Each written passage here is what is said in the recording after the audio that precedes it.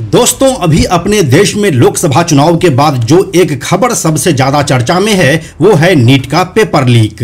जिन लोगों को नहीं पता है उनको हम बता दें कि अपने देश के मेडिकल कॉलेजेस में एडमिशन लेने के लिए जिस टेस्ट को पास करना पड़ता है वही नीट है। इसी के पेपर लीक की खबर अभी पूरे देश में हंगामा मचा रही है और इसके तार इस बार बिहार से भी जुड़ रहे हैं। लेकिन यह पहली बार नहीं है जब किसी पेपर लीक का मामला बिहार से जुड़ा हो। करीब 2.5 दशक पहले जब यह देश पेपर लीक का नाम भी नहीं सुना था, तब बिहार में एक ऐसा शख्स भी था जो पूरे के पूरे सेंटर को ही मैनेज कर लेता था। पेपर लीक तो उसके लिए चुटकियों का खेला था। चाहे यूपीएससी हो, बीपीएससी, मेडिकल, रेलवे भर्ती बोर्ड या फिर बैंक पीओ, हर तरह के परीक्षाओं में इस शख्स ने ना जाने कितने ही इनकॉम्पिटेंट लोगों को पास करवा दिया। और जब यह मामला सामने आया तो पूरा देश हैरान था, क्योंकि किसी को यकीन ही नहीं हो रहा था कि ऐसा भी कुछ हो सकता है। जी हाँ दोस्तों, आज की यह कहानी है रंजीत डॉन की, जिसका असली नाम रंजीत सिंह उर्फ सुमन कुमार सिंह है। क्या है रंजीत डॉन की कहानी, कैसे वह पेपर लीक मामले के पितामह बने और अभी वह फिलहाल में क्या कर रहे हैं, आइए आपको बताते हैं सब कुछ आज के इस वीडियो में। हेलो एंड नमस्कार, मेरा नाम है प्रशांत और आप देख रहे हैं बेजोड़जोड़ा.com का यूट्यूब चैनल। दोस्तों, साल 2003 में इंडियन इंस्टीट्यूट ऑफ मैनेजमेंट ने अपने यहाँ एडमिशन के लिए कैट की परीक्षा का आयोजन किया था।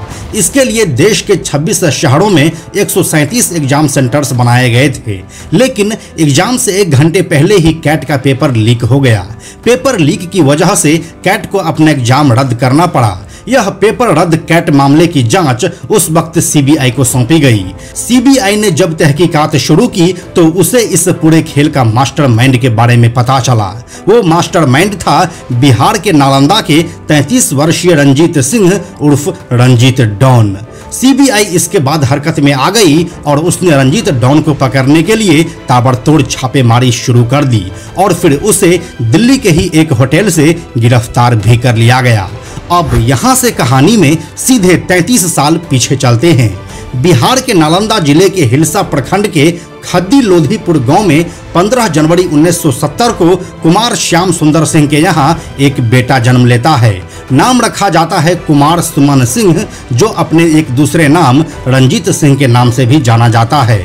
वह गांव के ही स्कूल से अपनी पढ़ाई पूरी करता है और फिर आगे की पढ़ाई के लिए वह पटना आ जाता है।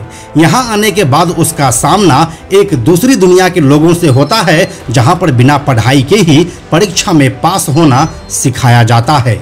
यहाँ से रंजीत सिंह यह देखता है कि जब इस काम को छोटे लेवल पर किया ही जा रहा है तो क्यों ना इसे एक बड़े लेवल पर किया जाए। इसके लिए वह कुछ लोगों का टीम बनाता है और फिर अपने अगले मिशन के लिए निकल पड़ता है। शुरुआत में वह मेडिकल एग्जाम्स के लिए ट्राई करता है, जहां पर वह सेंटर कोऑर्डिनेटर से संपर्क करके पेपर निकलवाता है। बदले में उस कोऑर्डिनेटर को उतने रुपये मिल जाते हैं कि वह अपना मुंह बंद रखे और यहां से उसे इक्का दुक्का रिजल्ट मिलना शुरू हो जाता है। यहां से उसे कॉन्फिडेंस मिलता है और फिर शुरू होता है एक बड़े लेवल का गेम। बाकी सब एग्जाम्स का क्रेज उस समय में थोड़ा कम हुआ करता था, लेकिन अर्ली 90s के उस दौर में डॉक्टर बनना एक बड़ी उपलब्धि मानी जाती थी, क्योंकि उस समय देश में प्राइवेट मेडिकल कॉलेज ज्यादा नहीं होते थे। इसलिए मेडिकल के लिए जितना कंपटीशन उस दौर में हुआ करता था उतना तो अभी भी नहीं है, क्योंकि अभी के समय में जिसके पास पैसे हैं वह प्राइवेट में एडमिशन ले लेते हैं या फिर देश से बाहर किसी ऐसे जगह पर जहां पर फीस कम हो। लेकिन उस दौर में पैसे वालों के बच्चे भी मेडिकल में नहीं जा पाते थे। उन्हीं लोगों के लिए मसीहा बनकर आया रंजीत सिंह, जो अपने कारनामों से अब डॉन की उपाधि हासिल कर चुका था, यानी कि रंजीत डॉन। रंजीत डॉन का मोडस ऑपरेंडी कुछ ऐसा था कि उस दौर में ऑनलाइन फॉर्म फिलअप तो होता नहीं था, उसके लिए ऑफलाइन ही आवेदन देना होता था, जिसके लिए रंजीत डॉन जिन स्टूडेंट्स को सिलेक्ट करता था उन सभी का फॉर्म वह एक साथ ही भरवाता था और फिर उसे मैनुअली जमा भी करवाता था, जिससे यह चांस बन जाता था कि सभी स्टूडेंट्स का सीट कम से कम एक ही कमरे के अंदर हो। इन आवेदन के साथ वह एक ऐसे स्टूडेंट का फॉर्म भी फिलअप करवाता था जो कि स्कॉलर होता था, यानी कि मेरिटोरियस स्टूडेंट जो पहले भी उस परीक्षा को पास कर चुका है। ऐसे कामों में ऐसे स्टूडेंट को स्कॉलर ही कहा जाता है। इसके बाद जब सभी स्टूडेंट का सेंटर एक ही कमरे में हो जाता था, तब वहां पर इंजन और बोगी वाला फॉर्मूला काम आता था। वह स्कॉलर स्टूडेंट अपना पेपर सॉल्व करके दूसरे स्टूडेंट को पास ऑन कर देता था, जिससे कि उस कमरे में मौजूद सभी स्टूडेंट पास हो जाते थे और यह सिलसिला सालों तक चलता रहा। इसके बाद जब रंजीत डॉन वाकई का एक डॉन बन चुका था, तब उसके पास स्टूडेंट्स की संख्या सैकड़ों से हजारों में हो गई। अब इंजन और बोगी वाला सिस्टम काम नहीं करने वाला था। इसके लिए अब वह सेंटर को ही मैनेज करने लगा, यानी कि एक एग्जाम सेंटर पर जितने भी स्टूडेंट होंगे वहां पर सबको एक सॉल्व आंसर मिलेगा जिसको उसे कॉपी कर लेना है। और इस तरह से हजारों की संख्या में इनकॉम्पिटेंट स्टूडेंट्स डॉक्टर बनने लगे। और यही हाल बाकी के एग्जाम्स जैसे कि रेलवे, बैंक पीओ, यूपीएससी और बीपीएससी का भी था।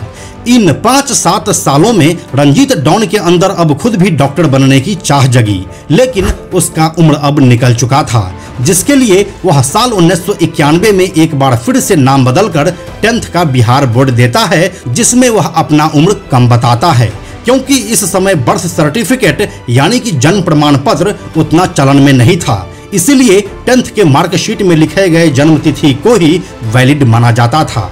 इसके बाद वह इंटरमीडिएट पास करता है और फिर मेडिकल की एंट्रेंस देकर वह बिहार के ही दरभंगा मेडिकल कॉलेज में एडमिशन लेकर वहां से MBBS की डिग्री हासिल भी कर लेता है।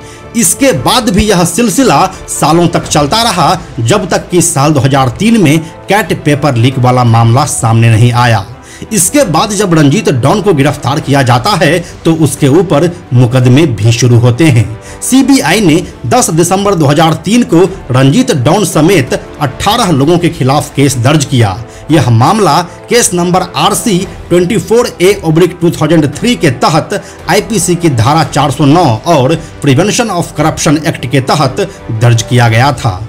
इस मामले में दोषी पाए जाने पर अधिकतम 10 साल की सजा हो सकती है। यह मामला राष्ट्रीय स्तर का था, इसलिए इसकी जांच सीबीआई को सौंप दी गई।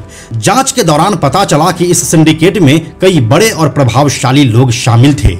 रंजीत डॉन इस सिंडिकेट का मुख्य सूत्रधार था और उसने कई परीक्षाओं के पेपर लीक करवाकर लाखों करोड़ों रुपए कमा लिए थे। सीबीआई की जांच में पता चला कि रंजीत डॉन एक बड़े सिंडिकेट का सरगना था जो देश भर में परीक्षाओं के पेपर लीक करने का काम करता था। चर्चा तो यहां तक थी कि अपने गैरकानूनी मकसद को पूरा करने के लिए रंजीत डॉन पूरा का पूरा एग्जाम सेंटर से ही खरीद लेता था। उस समय में रंजीत डॉन के पास 100 करोड़ से ज्यादा की संपत्ति थी, क्योंकि वह एक स्टूडेंट से 10 लाख से भी ज्यादा रुपये चार्ज करता था। साल 2003-04 में वैनिटी वैन बड़ी बात हुआ करती थी। ये बॉलीवुड के कुछ टॉप एक्टर्स के पास हुआ करता था। उस दौर में रंजीत डॉन ने अपने मां को तोहफे में वैनिटी वैन गिफ्ट किया था। रंजीत डॉन की मां जब वैनिटी वैन में सवार होकर पटना वाले घर से हिलसा जाती थी तो वह आसपास के लोगों के बीच चर्चा का विषय बन जाता था।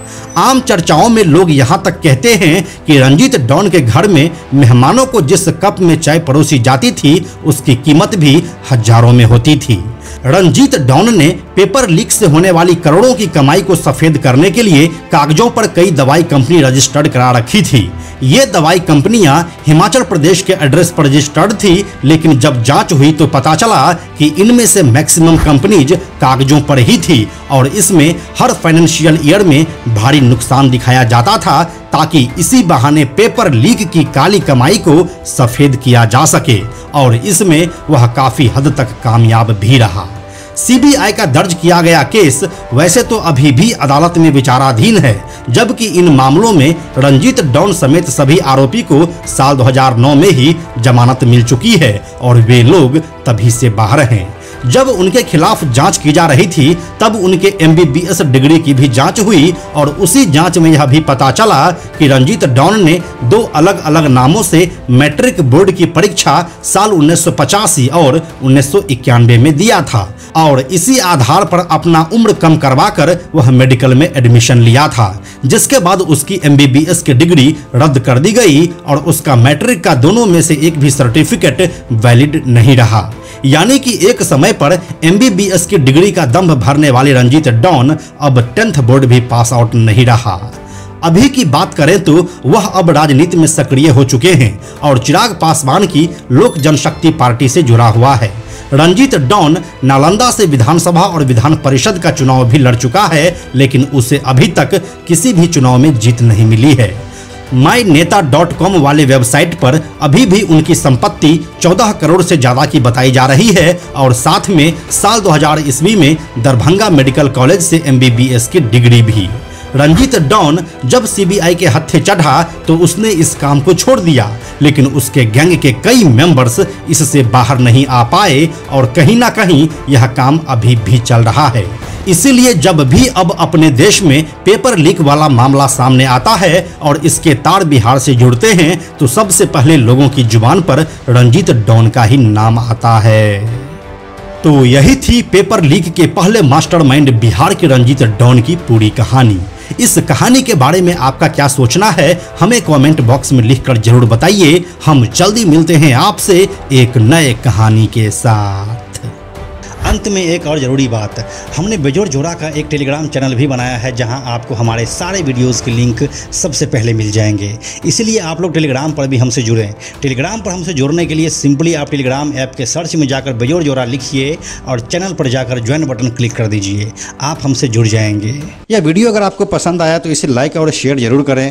आने वाले वीडियोज़ के लिए बेजोड़ जोड़ा को सब्सक्राइब करके बेल आइकन को टच करना ना भूलें। Thank you so much.